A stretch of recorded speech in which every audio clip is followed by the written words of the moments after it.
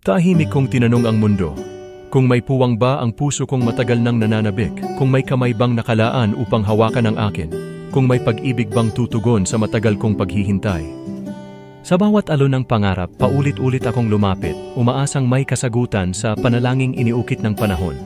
At ngayon sa wakas, narito ka. Isang sagot, isang biyaya, isang patunay na kahit gaano katagal, ang tunay na pag-ibig ay dumarating sa tamang oras, sa tamang dahilan, at sa tamang tao.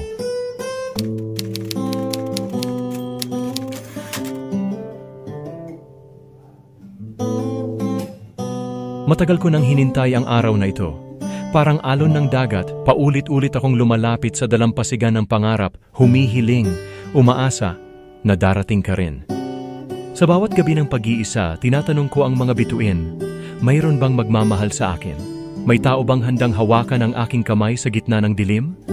O isa lang akong estranghero sa kwento ng iba? Ngunit ngayon, nandito ka. Sa wakas dumating ka. Isang biyayang ipinagkaloob ng Diyos, isang sagot sa mga panalangin na matagal ko nang inusal sa hangin. Sa iyong mga mata, nakita ko ang pag-asa na minsan ko nang pinagsisihan, ang mga pangarap na akala ko'y nilimot na ng tadhana. Ngunit heto ka. Bitbit mo ang kagalakan na kay tagal ko nang hinanap, isang sagot sa mga tanong ng puso ko. Tunay kang biyaya, isang milagro na akala ko'y hindi na mangyayari. Sa bawat yakap mo, ramdam ko ang Diyos na tila sinasabi sa akin, ayos lang, hindi ka kailanman iniwan. Salamat, mahal. Salamat sa iyo sa pagdating mo sa buhay ko, sa pagiging liwanag sa gitna ng mga tao ng dilim.